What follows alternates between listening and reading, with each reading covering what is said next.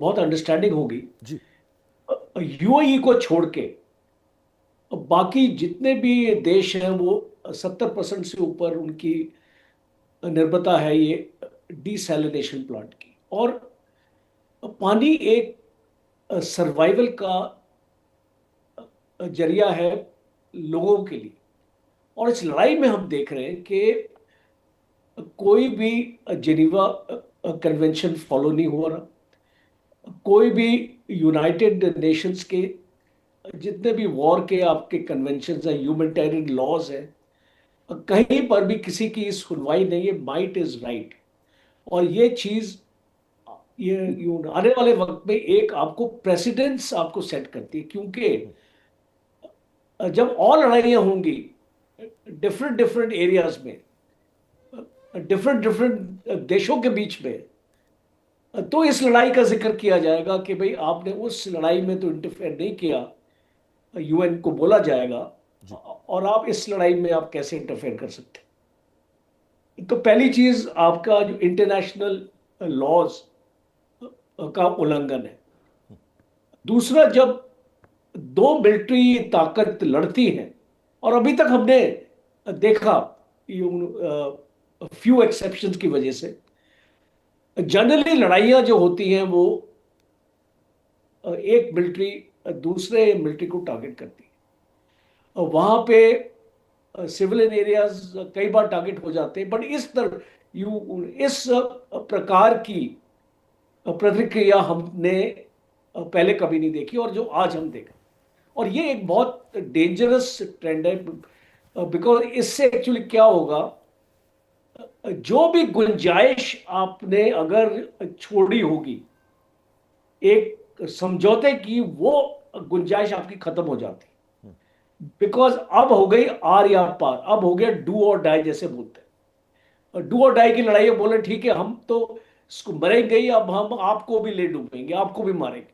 और वो स्थिति ईरान में आएगी, क्योंकि आज आप देख रहे हैं ये आपने ईरान के डिसैलिनेशन प्लांट पे हमला किया, कुवैत मारा गया उसमें। जी। अब इसको कुवैत का क्या इसमें कसूर है मुझे बताइए।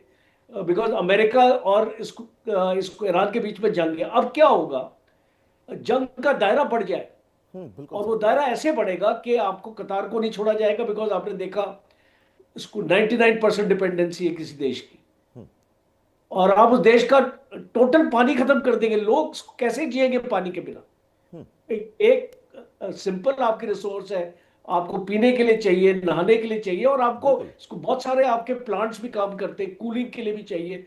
और ये बहुत सारी ये आपके एयर कंडीशनिंग प्लांट्स है, बहुत सारा इसका इस्तेमाल होता है पानी का। और इसको Vaibhav, I this is a very very dangerous trend. और इसको और मुझे वाकई लगता है सर, यहाँ पर ये रशिया और जिस मोड़ पर इसको अब ये रशिया और युद्ध चाइना जा रहा पालन है, करें। ये अपने आप में आने वाले वक्त में बहुत बड़ी चुनौतियां अपने साथ लेकर आएगा।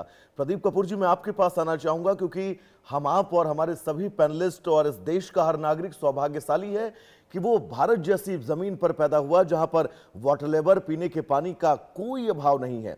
लेकिन खाड़ी देश जो पानी के संकट से हमेशा से जूझते रहे हैं, अपने लो वाटर लेवल से हमेशा जूझते रहे हैं, और अगर अब इन प्लांट्स पर हमला होता है फिर तो सर बहुत मुश्किलें हो जाएंगी इन देशों के आम नागरिकों के लिए। बिल्कुल सही कहा आपने वैभव जी। ये बहुत कठिन दौर है, और दुनिया के लिए भी बहुत कठिन दौर रहेगा। क्योंकि जो ये देख रहे हैं हम, अभी तक तो खाली केवल बातचीत हो रही थी इसके बारे में। अब हम उसको असलियत में देख रहे हैं कि जो पानी का सैन्यीकरण हो रहा है, हाँ। और वो भी खाड़ी देशों में, जैसे कुवैत है। कुवैत का तो अभी जो कंडीशन है कि 90% उनका पानी डिसैलिनेशन से आता है। तो आप ये समझिए, एक छोटा सा देश जिसका main source of drinking water, portable water, usable water is desalination, उनके प्लांट को डिस्ट्रॉय किया गया, तो ये बहुत भारी उनके ऊपर असर होगा, और ये उनके अस्तित्व पर सीधा हमला है। हाँ। दूसरी तरफ ईरान के लिए भी बहुत दुखती रग है ये, क्योंकि अगर हजारों हजारों लोग जो इस पे निर्भर हैं, पानी पे, अगर उनका अभी सारा पानी का एक्सेस डिसरप्ट हो जाता है तो उसमें पूरे देश में ऑलरेडी बहुत ज़्यादा गंभीर स्थिति बनी हुई है। प्रोटेस्ट भी होते हैं, प्रोटेस्ट को सप्रेस भी किया जाता है, हजारों लोगों को मारा भी जाता है।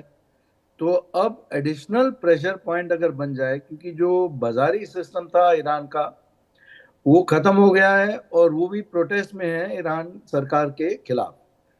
अब ये भी लास्ट लेग्स पे है ये जो रेजिम है। और अगर अमेरिका के पास अभी तो जो रणनीति के हिसाब से उन्होंने आकाश में हवाई ताकत तो अपनी जाहिर कर ही दी है, और उसको अगर इस्तेमाल करके वो अगर उनके इंफ्रास्ट्रक्चर को, पुलों को, ऊर्जा के केंद्रों को, पानी के प्लांटों को, ऐसे जगहों को अगर वो बुनियादी ढांचे में तबाही कर देते हैं तो ईरान का कंटिन्यू करना इस